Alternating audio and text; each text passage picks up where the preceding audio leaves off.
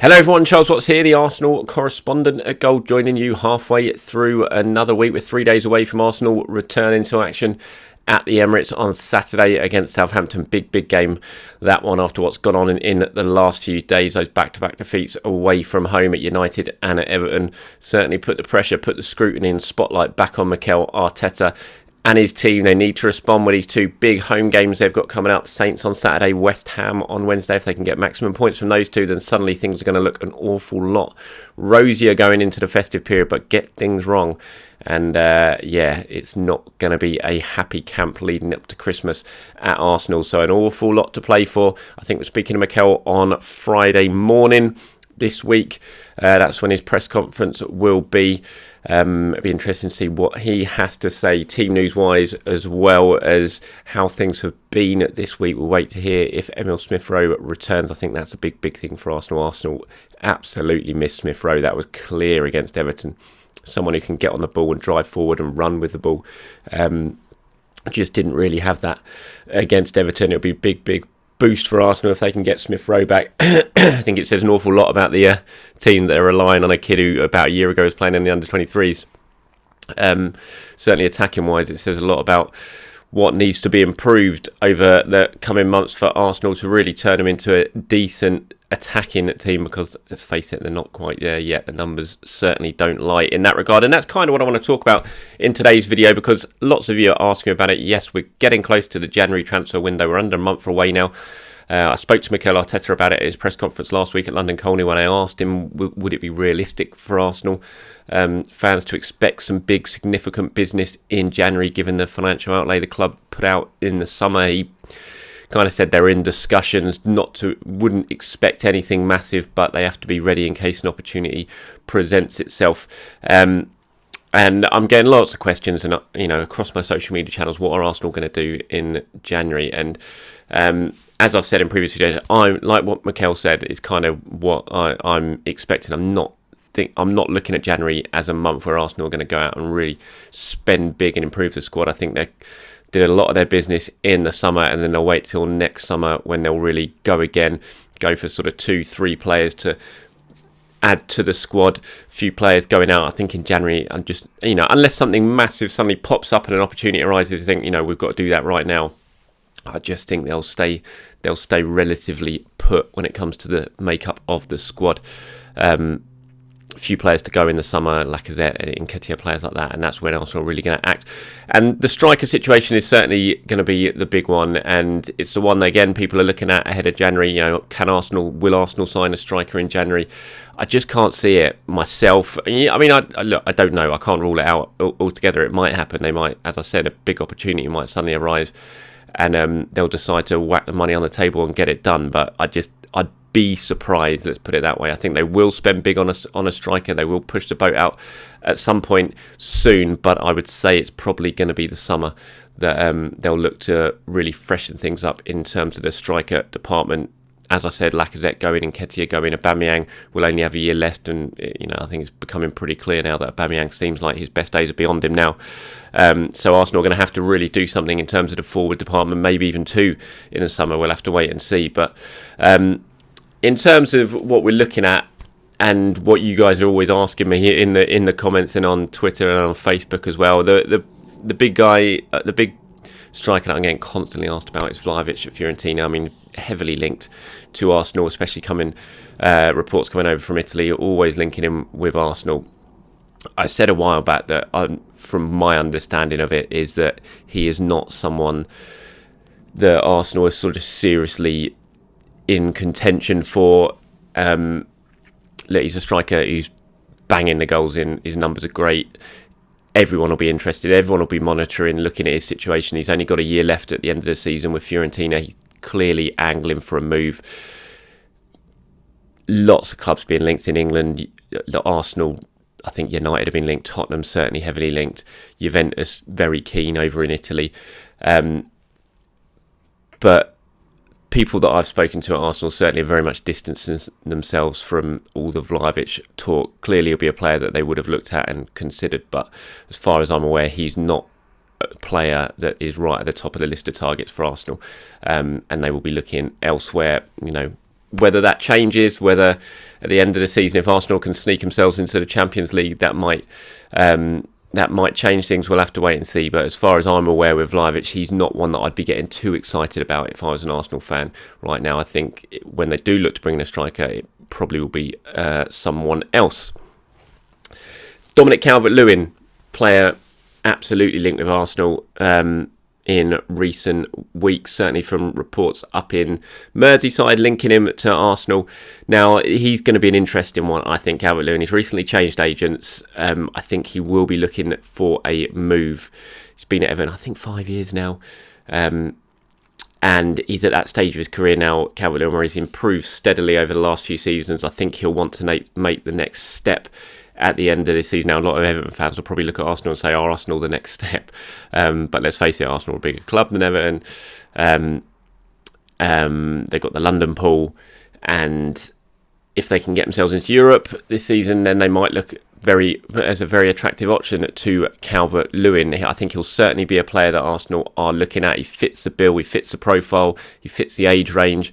He's the exact type of player that Arsenal will be looking to bring in. I think he's improved massively. I think he's good in across the board. He's excellent in the air. He's good at holding up the ball. He's good with his feet as well, which a lot of people don't give him credit for. Very strong, powerful presence. And it wouldn't surprise me if Dominic Calvert-Lewin is right at the top of Arsenal's, or very close to the top of Arsenal's list when it comes to new strikers in the summer. He's English, again, he's homegrown. He just fits the profile of the type of player that Arsenal and Mikel Arteta and Edu are looking to build this squad around. I think he's one certainly to keep an eye on. But again, I'm talking the summer when it comes to this possibility. And Jonathan David, another player who's been excellent over at Lille this season. I'm not sure if he's still the top scorer in France, but he was a couple of weeks ago. He's a player that Arsenal have long admired, Jonathan David. They liked him when he was over in Belgium before he made the move to Lille. They opted not to make the move then. He's continued to impress since he's gone to France. Took him a while to settle, but he's scoring goals. He's playing very well internationally for Canada as well, and I think he's certainly one that it wouldn't surprise me again if Arsenal have him very much high up on the list of possible targets. Again, he fits the kind of age profile that Arsenal are looking for. So there are plenty of options when it comes to strikers at Arsenal, and but I just think it's something you're going to have to wait until the end of the season for. They've got Lacazette and they've got Aubameyang at the moment. Yes, they're not in great form, let's put it that way, but they're two very big earners. I don't see a way that Lacazette's going to go in January. I'd be very surprised unless someone whacked down some decent money, which wouldn't make any sense really, considering they can sign him for free in the summer. I think Laka's going to stay till the end of the season, and should that happen, Auba's not going to go anywhere. I just can't see that Arsenal are going to dip into the transfer market in January. It really, really surprised me. So I think we're going to have to wait until the end of the season, and then, as I said, I think Arsenal will be looking at that window in the summer. One, possibly two attackers, certainly a central midfielder as well, and that will be the sort of top priority positions for them. I can't see it being another summer like this summer when they go out and sign 6 players. They did a massive chunk of business this summer. Don't think that will happen again at the end of the season, and it'll be a case of sort of 2-3. It'll be quality over quantity at the end of the summer, and certainly a striker will be bang on the top of that. Whether that fixes everything, who knows? Because let's face it, at the moment, I think you could be the best striker in the world playing at Arsenal, and you're going to struggle to get many chances because we don't create many. But the fact is, when the chances do arrive, and there have been good chances in recent games, the strikers haven't taken them. Auba's missed a load of sitters pretty much every game for the last 4 or 5 games. Auba's missed a sitter. We saw already missed a sitter against Everton at 1-1, which would have won Arsenal the game had he taken it. So although there aren't bucket loads of chances being created at the moment for the strikers, they are appearing, but unfortunately no one's in form to take them when they do arrive, and that is a big worry. And you would hope that Arsenal are going to sort it out in time for the weekend against Southampton. It's going to be intriguing to see who Mikel Arteta starts in that game.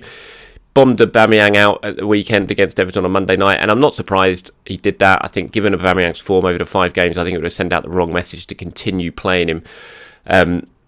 But it's not like Lacazette came in and pulled up any trees. Yes, he didn't have too much service during the game, but he didn't play well, did he, Lacazette? I think he was never in any sort of position to cause Everton problems. He was dropping so deep, was just not in the game at all. That incident that I spoke about in yesterday's video when Kieran Tierney swung that ball in from the left, just crying out for a striker in and around the edge of the 6-yard box to put it in, and Lacazette was basically on the edge of the 18-yard box, putting his arms out to Tierney, complaining that he'd whipped the ball into a good area. And that kind of just summed things up for Arsenal at the moment when it comes to the forwards. They're just not getting in the right areas to have enough chances, and the way they're finishing at the moment, they need plenty of them, and unfortunately that is not happening. Eddie, for all his faults, he did come on and look like making things happen against Everton. Yes, he missed that great chance, which was, he should have scored, no doubt about it. But he did, as Mikel Arteta actually said after the game when we were all questioning him on why Nicolas Pepe didn't come on and why Nketiah was preferred to Pepe, he did actually make things happen. He created chances. He got himself in a position to have that chance that he put the header against the post. So could Eddie Nketiah potentially start against Southampton at the weekend? Who knows? But I think the fact that we're talking about this right now, that is a big worry, because it's saying how out of form the forwards are and out of confidence they are. And I think that's a big concern. And Mikel's got some big decisions to make ahead of that game against Southampton. It's not just the forwards, because the midfield as well, I think, is a very, very key area. I spoke about it yesterday in terms of Thomas Partey's form, and I think Ainsley Maitland-Niles has almost been a little bit forgotten here. He came in, I think, was it the Watford game? Ainsley came in, he played really, really well in that game, got man of the match, and then he's not really had a look in. And you look at the form of Thomas at the moment, and yes, Thomas Partey is a very, very good player, we know that, but he's so out of form. And if Mohamed Elneny, even Ainsley Maitland-Niles, had been putting in the performance Thomas had put in over the last 6 weeks, or however since Thomas has come back from his injury, they'd be getting absolutely crucified, and they'd be taken out of the side, I think. So I don't think, just because it's Thomas Partey, I don't think he should absolutely keep his place in the first team when he's playing as poorly as he is. And so there's a big decision for Mikel to make there. Would he possibly go into a game at the weekend that Arsenal need to win without Thomas Partey and Pierre-Emerick Aubameyang? It'd be a big call, especially when you've got such an inexperienced squad, to basically leave out your two senior stars. But it's a call that you'd think he might seriously have to make because of their form. He did it with Auber on Monday. Will he now do it with Thomas Partey at the weekend? It's a big one. Let me know what you guys think. Should Thomas Partey continue to start, or is it time to take him out of the team at the moment and try someone else? Bring Ainsley back in after that performance against Watford. So they're all going to be questions that Mikel is going to clearly answer on Friday at his press conference ahead of Saturday's game. Delighted to say I will be at the match on Saturday. I've missed the last couple. I think out of Arsenal's games, I said this yesterday, they've lost, 6 this season, which is mad already because we're not even in December. And I've missed pretty much all the ones that they've lost. I missed Etihad, I missed Anfield, I missed Old Trafford. What